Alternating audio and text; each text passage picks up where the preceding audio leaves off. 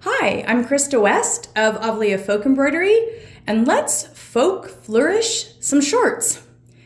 This is a pair of shorts that I did a little cross-stitch design on of a little deer from a traditional Greek folk embroidery design, and I'm going to show you how to do it on this pair of shorts. You're going to need a hoop, a little pair of scissors, a seam gauge or a ruler app on your phone, tweezers, and a little piece of waste fabric.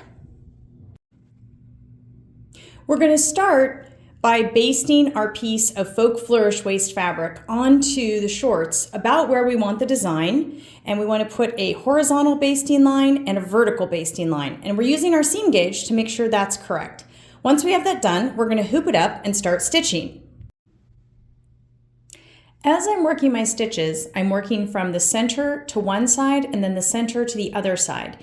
This helps stabilize the fabric. Once I have this first row of stitches put in, then I can start working the rest of the design across from left to right. If you've never cross-stitched before, you can find a how-to video at my website.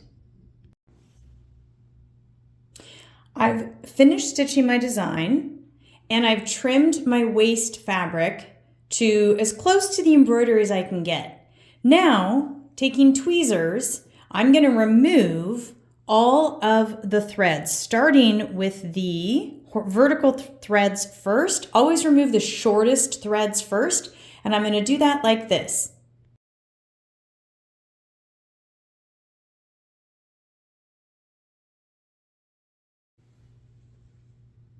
And now you have your Folk Flourish shorts.